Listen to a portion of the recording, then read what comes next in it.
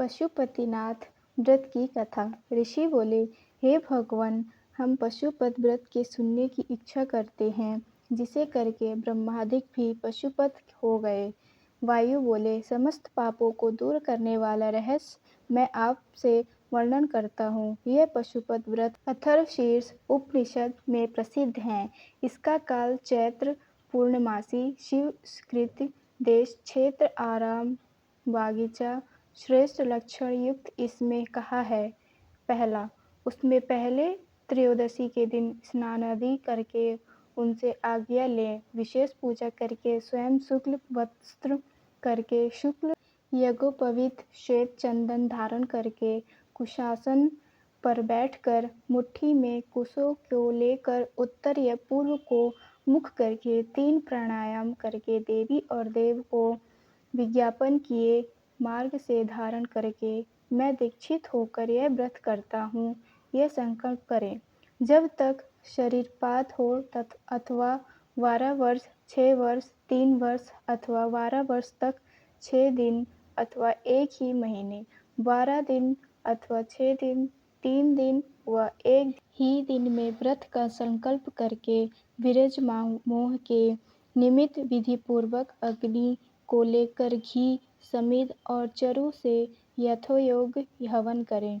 1-10 पूर्ण आहुति के उपरांत फिर तत्वों की सिद्धि के उद्देश्य से उन समिधा आदि का मूल मंत्र से हवन करें और यह तत्व मेरे देह को शुद्ध करे, ऐसा स्मरण करता जाए।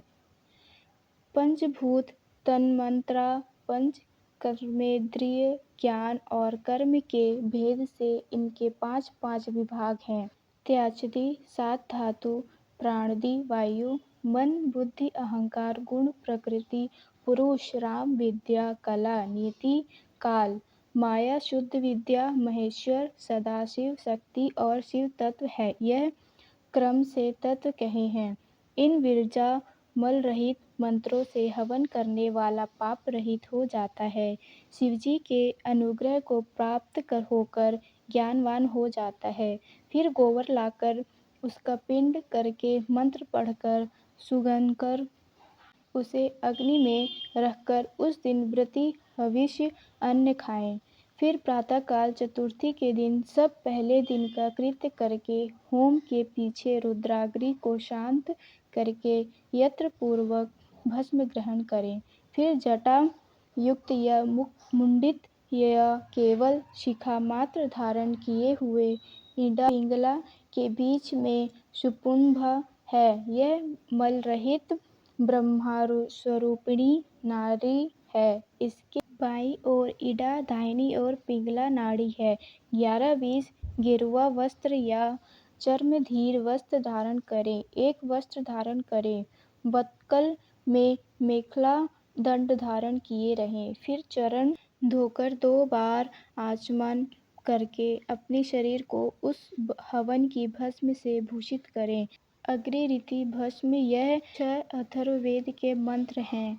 इसमें सिर से लेकर चरण तक स्पर्श करें। फिर इसी क्रम से सर्वांग में भस्म लगाएं। ओमकार युक्त शिवजी का उच्चारण करें। फिर मंत्र से त्रिपुण लगावें। इस प्रकार शिव भाव को प्राप्त होकर शिव योग का आचरण करें। तीनों संध्याओं में इस पशुपत व्रत को करें। यह भक्ति का देने वाला पशुत्व दूर करता है। इस पशुपत व्रत से पशुपन त्याग करें। लिंग मूर्ति सनातन महादेव जी की पूजा करें। 8 दलों का सुवर्ण का कमल 9 रत्नों से अलंकृत करके कर्णिका और केसर के पद्मासन की कल्पना करें। एक ऐश्वर्य होने पर करें तथा इसके अभाव से लाल श्वेत कमल स्थित करें। यदि यह भी न हो सके तो केवल भावना का कमल स्थित करें। उस कमल की कर्णिका से एक छोटी लिंग मूर्ति स्फटिक की स्थापना कर क्रम से पूजन करें। 21-30 उस लिंगों की विधि पूर्वक स्थापना कर और शुद्ध कर पंचमुख के प्रकार से आसन मूर्ति को कल्पना करके पंचांगविधि पवित्र विस्तारपूर्वक यथायोग्य सहस्त्र कलशों से स्नान करावें। गंध, द्रव्य, कपूर, चंदन आदि कुकुम या सब वस्त्र वेदी सहित लिंग को चढ़ाकर भूषण से भूषित करें। बिल्वपत्र, श्वेतपद्म, नीलकमल तथा दूसरे सुगंधित पुष्प पवित्र श्रेष्ठ बिल्वपत्र, चित्र, दूर्वा, अक्षत महापूजा के विधान से यथालाभ पूजित करके धूप, दीप, अथर्व, नैवेद्य प्रदान करें। इस प्रकार शिव जी को निवेदन करके कल्याण की प्रवृत्ति करें और जो न्यायपूर्वक उपार्जन की हुई अपने को इष्ट वस्तु हो वह सब द्रव्य इस व्रत में विशेष कर देने चाहिए। श्रीपत्र, उत्पल और कमल सहस्त्र चढ़ाने चाहिए अथवा कमती संख्या 108 चढ़ानी चाहिए। उसमें भी विशेषकर बेलपत्र को न त्यागें। एक ही सुवर्ण का कमल सहस्त्र कमलों से विशेष है और नीलोत्पल आदि कमलें बेलपत्र के समान हैं और दूसरे फलों का नियम नहीं है, यथालाभ निवेदन है। 31-40 अष्टांग अथर्व श्रेष्ठ है। विशेष का धूप देनी, चंदन लगाना, कृष्ण, अगरु, अघोर नामक मुख में संध्योजात में मलशीला, वामदेव मुख में चंदन, पौरूप में हरिताल, ईशान में भस्म, इस प्रकार कोई आचार्य आलेपन कहते हैं। कोई धूपांतर के विधान से धूप नहीं मानते हैं कि अघोर के मुख में श्वेत अगरु, पुरुष के मुख में काला अगरु, संध्योजात के मुख में गुग्गुल, सौम्य के मुख में सुगंध द्रव्य, ईशान के औषधादि के धूप विशेष करके देनी चाहिए। सरका, मधु, कपूर, कपिला, गौ के घृत के मिलाकर देनी चाहिए। चंदन, अगरु, काष्ठादि यह सामान्य कहा है। कपूर वर्ती घी के दीपक देने चाहिए। इसके उपरांत प्रत्येक मुख की ओर अर्घ्य और आचमन देना चाहिए। प्रथम आवरण से क्रम से गणेश और कार्तिकेय का पूजन करना चाहिए, फिर ब्रह्मा जी प्रभृत अंगानी का पूजन करें। इस प्रकार प्रथम आवरण की पूजा करने पर दूसरे आवरण में चक्रवर्ती विघ्नेश की पूजा करनी चाहिए। तीसरे आवरण में भव आदि अष्टमूर्तियों का पूजन करना चाहिए। चौथे आवरण में महादेववादियों की तथा 11 रुद्रों की, सब गणेश्वरों की पूजा करनी चाहिए। पद्य के 5 आवरण के क्रम से अस्त्र और अनुचरों के साथ 10 दिक्पालों की पूजा करें।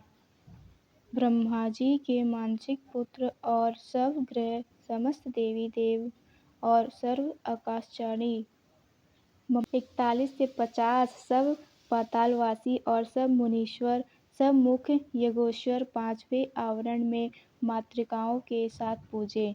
गौओं के सहित क्षेत्रपाल और यह सब चराचर जगत शिवजी की प्रीति से शिवजी की विभूति जानकर पूजें। आवरण पूजा के अंत में परमेश्वर को पूजन करके घृत व्यंजन युक्त अभिषेकादि मनोहर वस्तु निवेदन करें। मुख सुगंधित के निमित्त तांबूल रोचक द्रव्य के सहित दें। फिर अनेक प्रकार के पुष्प और भूषणों से अलंकृत करें। नीराजन के अंत में पूजा का विस्तार समाप्त करें। फिर सामग्री सहित पान पत्र दें और शयन निवेदन करें। चंद्रमा के समान हार उज्ज्वल शयन स्नान में रखें और भी सब योग्य पदार्थ राजाओं के समान स्थिर करें। यह कार्य स्वयं करें या ऋषि तत्वों से कराकर हवन और पूजन के पीछे प्रार्थना स्तोत्र जप करके पंचाक्षर विद्या को जपें। प्रदक्षिण करें और परमात्मा की पूजा करें। फिर शिव जी के सम्मुख ही गुरु और ब्रह्मा का पूजन करें। फिर अर्घ्य और 8 फूल देकर देव को लिंग से विसर्जन करके अग्निमंत्र से अग्नि की रक्षा करके उसे भी विदा करें। इस प्रकार यह सब कृत्य प्रतिदिन करें। फिर सब सामग्री सहित कमल युक्त लिंग 55 से 60 अपने गुरु को दे अथवा शिवालय में स्थापन करें। फिर वह व्रती अपने दूसरे गुरुजनों का पूजन करके समर्थ हो जाते भक्त ब्राह्मण और दीनों को संतुष्ट करे। आप पुरुष या तो भोजन न करे अथवा फल और मूल भोजन करे, दूध पिए, भिक्षा खाए, केवल एक बार भोजन करे, रात्रि में सदा नियत भोजन करे या पवित्र होकर पृथ्वी पर शयन करे, भस्म या तृण पर शयन करे अथवा चीर व अजीन मृगचर्ण पर शयन करे, ब्रह्मचर्य पूर्वक इस व्रत को समाप्त करे। रविवार, अर्धा नक्षत्र के दिन, अमावस्या, पूर्णिमासी, अष्टमी और चतुर्थी को समर्थ हो तो उपवास करें। पाखंड, पतित, उद्यत, रजस्वला, सूतिका आदि को मन से भी स्मरण न करें, न वाणी से उच्चारण करें। क्षमा, दया, सत्य, अहिंसा और शील युक्त सदा करें। संतुष्ट, शांत रहें और तप तथा ध्यान में सदा मन लगावें। तीनों काल स्नान करें अथवा भस्म स्नान करें। मन वचन क्रम से विशेष पूजा करें। बहुत कहने से क्या, व्रती कुछ भी अमंगल बात न करे। प्रमाद हो जाने से आचार में गुरु लघु का विचार करके पूजा होम यज्ञादि से उसका उचित प्रायश्चित करें। जब तक व्रत समाप्त न हो कुछ भी प्रसाद न करें। 61 से 70 गोदान, पूजा धन के अनुसार सब कामना से रहित होमर भक्त शिवजी की प्रीति की निमित्त सब करें। यह व्रत की विधि संक्षिप्त में सामान्य कही है। प्रति मास में जो विशेष है जो सो क्रम से कहता हूँ। वैमाघ में हीरो का लिंग, आषाढ़ में मोती का, श्रवण में नीलम का, भाद्रपद में पद्मराग मणि का, आश्विन में गोमेद का, कार्तिक में मूंगे का, अगहन में वैडूर्य का, पौष में पुष्परा का, माघ में घुमती का, फागुन में चंद्रकांत मणि का और चैत्र में इसी मणि का अथवा रत्न न मिले तो सब महीने में सुवर्ण लिंग की पूजा करें। उसके अभाव में चांदी, तांबा अथवा शिला के लिंग का पूजन करें। यह भी न हो तो मिट्टी का अथवा किसी वस्तु का लिंग पूजें। सब ही मूर्ति गंधमय बनावे अथवा जैसी रुचि होवे सो बनावे। व्रत के अंत में अपना नित्यकर्म समाप्त करके सदाचरण युक्त व्रती पुरुष शिव और आचार्य का पूजन करें। आचार्य की आज्ञा से पूर्व उत्तर मुख होकर बैठें। कुश का आसन, कुशा ही हाथ में लिए प्राण अपान वायु को रोककर 71 से 80 शक्ति के अनुसार मूल मंत्र को जपकर उमा सहित त्र्यंबक देव का ज्ञान करके आज्ञा लेकर हाथ जोड़कर कहें, हे भगवान, आपकी आज्ञा से इस व्रत का त्याग करता हूँ। यह कहकर लिंग मूल के कुशों को उत्तर भाग में विसर्जित करें। फिर दंड, जटा, चीर, मेखला को भी त्याग करें। विधि पूर्वक आचमन करके पंचाक्षर मंत्र का उच्चारण करें। जो देहांत तक इस दीक्षा को सावधानी से करता है और इस व्रत को करता है वह नैष्ठिक व्रती कहलाता है। वही आश्रमों श्रेष्ठ महापशुपति व्रत कहलाता है। वही तपस्वियों से श्रेष्ठ और महाव्रती है।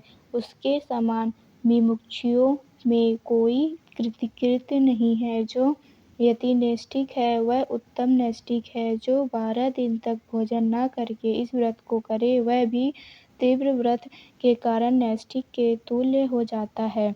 जो शरीर में घृत लगाकर इस व्रत को करता है 2-3 दिन भी करता है वह भी नैष्ठिक है। जो कोई निष्काम होकर इस व्रत को करता है और जिससे निरंतर अपनी आत्मा शिवजी को अर्पण की है उसके समान कोई दूसरा नहीं। विद्वान ब्राह्मण भस्म लगाकर महापाप से उत्पन्न हुए पापों से छूट जाता है, इसमें संदेह नहीं। 80-90 रुद्र अग्नि का जो परम वीर है वही भस्म कहलाता है। इस कारण सब काल में भस्म युक्त वीर्यवान होता है। जो पुरुष भस्मनिष्ठ है अग्नि के संगम से उनके सब दोष दूर हो जाते हैं। भस्म स्नान से पवित्र हुआ पुरुष भस्मनिष्ठ कह जाता है। जिसके शरीर में भस्म लगा है और जिसका त्रिपुर्ण भस्म से दीप्तिमान है, भस्म स्नान करने से पुरुष भस्मनिष्ठ कहा जाता है। भूत, प्रेत, पिशाच और बड़े बड़े भयंकर रोग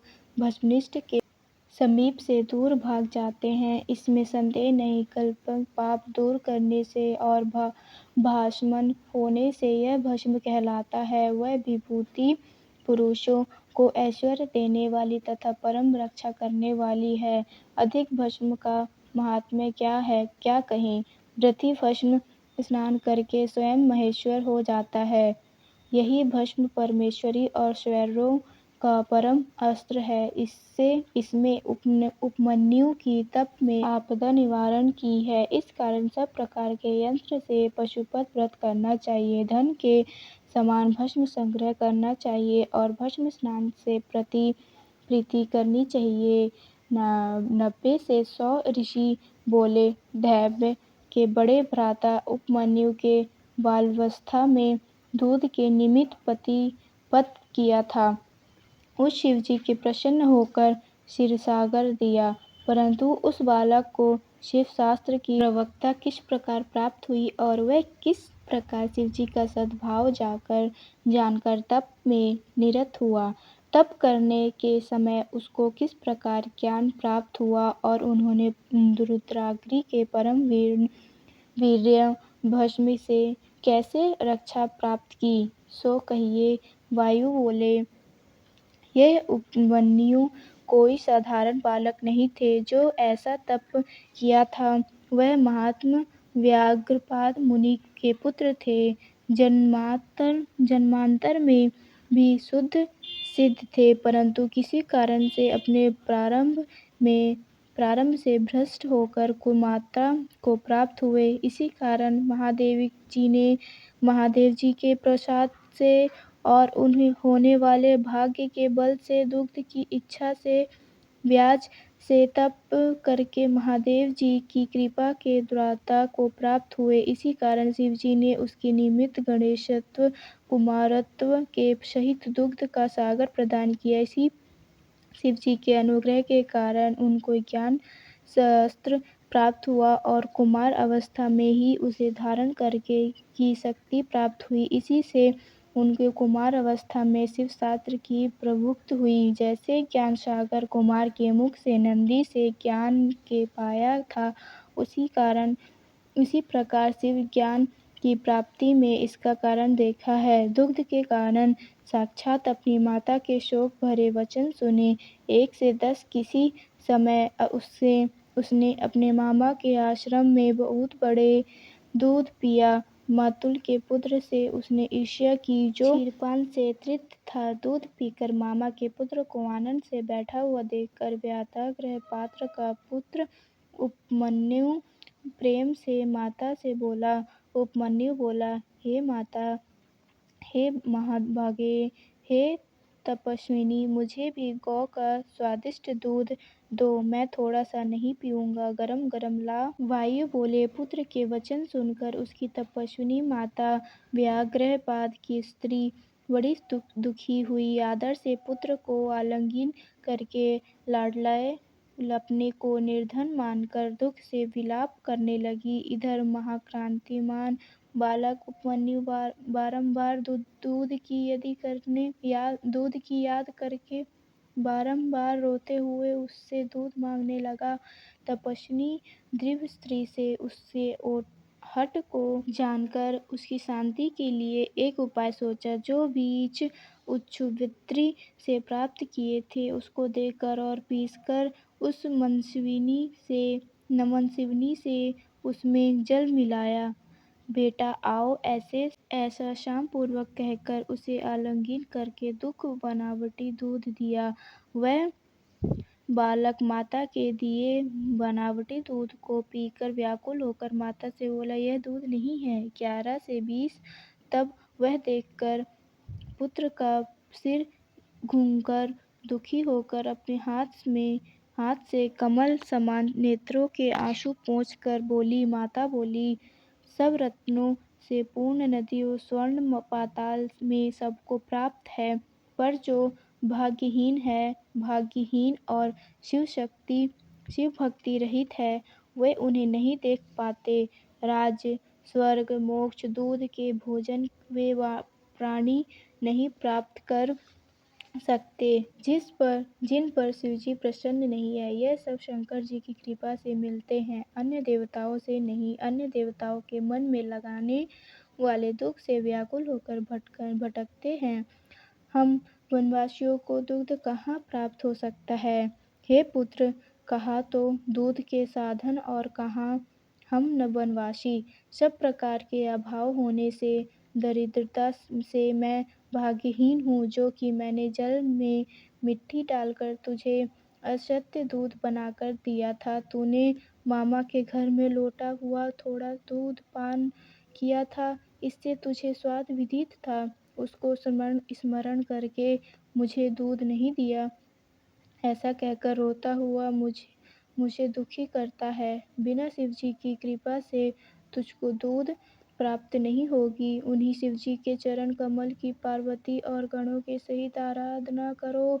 जो उनको भक्ति से कुछ भी समर्पण किया जाए, वह सब संपत्तियों का कारण है। हमसे धन देने वाले शिवजी को नहीं पूजा, वह कामना वालों को यथायोग्य फल देते हैं। 21 से 30 धन के उद्देश्य से हमने पहले शंकर जी को नहीं पूजा, इससे हम दरिद्र हुए और तुमने दूध नहीं मिल सका। हे पुत्र, पूर्व जन्म शिवजी के उद्देश्य से या प्रभु विष्णु जी के उद्देश्य से जो दिया जाता है वही मिलता है। इस प्रकार माता का शोकादि का सूचक सत्य वचन सुनकर बालक होकर भी पश्चाताप करके हुए प्रगल्भता से बोला। उपमन्यु बोले, हे माता, शोक मत करो। यदि शांबशिव है तो हे महाभगे, शोक त्यागो, जब भला होगा। हे माता, मेरे वचन सुनो। यदि महादेव जी हैं तो शीघ्र व देर में हैं, उन्हें प्रसन्न करके दूध का सागर ले आऊँगा, जो कि कभी घटेगा नहीं। वायु बोले, इस प्रकार उस मति बालक के वचन सुनकर प्रसन्न होकर उसकी बुद्धिमती का माता बोली, हे तात, मेरी प्रीति बढ़ाने वाले शुभ भर्ता, तुमने बिचारी तू देर मत कर, शांब का भजन कर। परम करण शिवजी सबसे अधिक हैं, सारा जगत उन्हीं का किया हुआ है। ब्रह्मा जी आदि उनके दास हैं, उन्हीं की प्रसन्नता से ये सब ऐश्वर्य है। अब हम उन प्रभु के दोस्त हैं। उन लोग के कल्याण करने वाले शंकर जी के सिवाय अन्य को मैं नहीं जानती। अन्य देवताओं को छोड़कर मन वचन कार्य में उन्हीं शिवजी को पार्वती सहित गणेश सहित परम प्रीति से भजन करना चाहिए। 31 से 40 उन देवाधिदेव वरदायी मंगलदायी शिवजी का ओम नमः शिवाय यही मंत्र वाचक है। ओमकार सहित जो 7 करोड़ मंत्र हैं, वह इसी को लय होकर फिर इसी में से निकलते हैं। अपने अधिकारी अपेक्षा से सुप्रसाद सहित वे मंत्र हैं, अर्थात अधिकारियों के अनुसार पृथक पृथक हैं, परंतु यह मंत्र ईश्वर की आज्ञा से सबके अधिकार का है। जिस प्रकार शिवजी संपूर्ण उत्कृष्ट और निकृष्ट आत्माओं की रक्षा करने में समर्थ होते हैं, उसी प्रकार यह मंत्र है। यह मंत्र सब दूसरे मंत्रों में प्रबल है, यही सबकी रक्षा करने में समर्थ है। उससे परे फिर और इच्छा नहीं करनी चाहिए। इस कारण हे पुत्र, अन्य मंत्रों को छोड़कर पंचाक्षर मंत्र जपने में तत्पर हो। यह मंत्र जिह्वा के अंतर्गत होने से फिर कुछ दुर्लभ नहीं रहता। यह शैवों की रक्षा का हेतु परम दुर्लभ अघोशास्त्र है, वह इसी से उत्पन्न हुआ है, ऐसे जानकर उसमें तत्पर हो। तुम्हारे पिता के समीप में मैंने यह भस्म प्राप्त की है, जो विरजा अग्नि से उत्पन्न होने के कारण सिद्ध और महा आपत्ति को दूर करने वाली है। इसे लगाओ। यह जो तुझे मैंने मंत्र दिया है, इसको मेरी आज्ञा से ग्रहण कर, इसके जप करने से तुम्हारी रक्षा होगी। इस प्रकार माता ने आज्ञा देकर शिवस्तु ऐसा उच्चारण करके विदा किया और मुनि उसका आज्ञा सिर पर धारण करके 41 से 50 और प्रमाण करके तप करने की निमित्त चला गया। तब माता ने उसके प्रति वचन कहे कि देवता तेरा मंगल करे। इस प्रकार माता की आज्ञा से उसने दुश्चर तप करना आरंभ किया। हिमालय पर्वत पर प्राप्त होकर वायु भक्षण करता हुआ 8 स्तूपाओं ईंटों का स्थान बनाकर मूर्तिका का लिंग निर्माण करके वह गण और पार्वती के सहित महादेव जी का आवाहन करके भक्तिपूर्वक पंचाक्षर मंत्र से ही वन के उत्पन्न हुए पत्र और पुष्पों से बहुत काल तक पूजा करता हुआ परम तप और आरंभ किया। इस प्रकार शिवजी में मन लगाए कृष शरीर उपमन्यु ब्राह्मण श्रेष्ठ को अकेले तप करते हुए देखकर परीक्षित ऋषि के शाप से पिशाचपन को प्राप्त हुए। कुछ मुनि राक्षस भाव से पीड़ित करके उसे तप में विघ्न करने लगे। वह उनसे पीड़ित होकर भी किसी प्रकार से तप करते हुए और सदा नमः शिवाय इस प्रकार आर्तनाद के समान शब्द करने लगा। उस शब्द को श्रवण करके वह ब्रह्मा कुमार उपमन्यु के तप से चराचर मुनि तथा जगत प्रदीप्त हो गया। 51 से 59 वायु बोले। तब सब देवता प्रदीप्त अंग होकर वैकुंठ में नारायण के पास छट गए और प्रणाम करके सब हाल कहने लगे। उसके यह वचन सुनकर भगवान पुरुषोत्तम यह क्या है, इस वार्ता को विचार कर और उसका कारण जानकर शिवजी को देखने की इच्छा से मंदर पर्वत पर गए और देव को देखकर प्रणाम करके हाथ जोड़कर बोले। विष्णु जी बोले, हे भगवान, कोई उपमन्यु नामक ब्राह्मण दुग्ध पाने के निमित्त जगत को दुग्ध करता है, तप करते हुए उसे आप निवारण करें। विष्णु जी के यह वचन सुनकर देव महेश्वर बोले, आप अपने स्थान को जाइए, मैं बालक का निवारण करूंगा। शिव जी के वचन सुनकर देववल्लभ विष्णु जी उन सब देवताओं का समाधान करके अपने लोक को गए। इसी अवसर पर देव शिवजी इंद्र के रूप से उस स्थान में जाने की इच्छा करने लगे। तब शिवजी श्वेत हाथी पर चढ़कर उस ब्राह्मण के आश्रम में गए। इंद्र मेष वेश का धारण किया। सुर असुर सिद्ध महोरग उनके साथ हुए।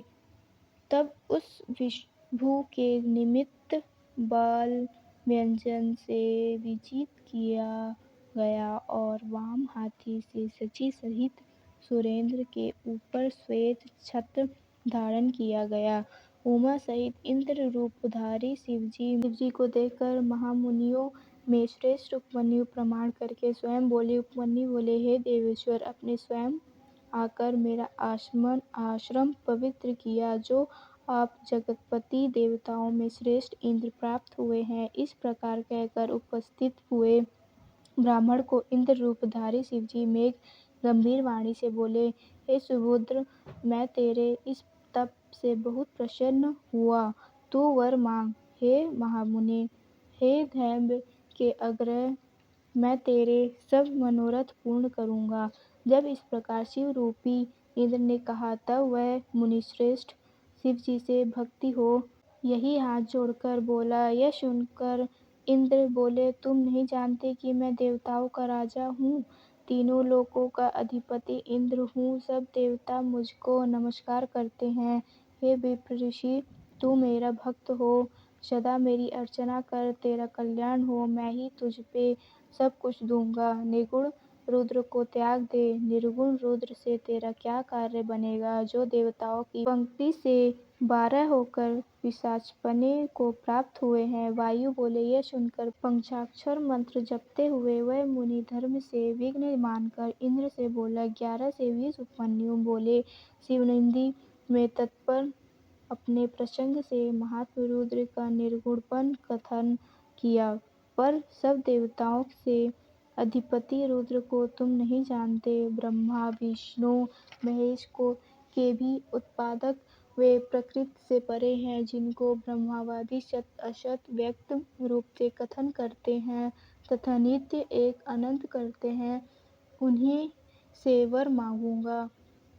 हेतुवाद से रहित, संख्या योग के अर्थ देने वाले परम रूप है, ऐसा जानकर जिनकी उपासना की जाती है, उसी से वर मांगूंगा। सब के कारण शिव जी पे शिव जी परे कोई तत्व नहीं। ब्रह्मा विष्णु आदि देवताओं के निर्मात्र गुण से वही विभु है। बहुत कहने से क्या, यह बात मैंने भली प्रकार से जान ली है कि यदि शिव जी की निंदा सुनी जाए तो जान लो कि जन्मांतर में पाप किए हैं। शिव जी की निंदा सुनते ही उसका तत्काल मारकर उसी समय अपना देह त्याग दे तो वह शिवलोक को जाता है। हे सुराधम, मेरी दूध की इच्छा यो ही रहे।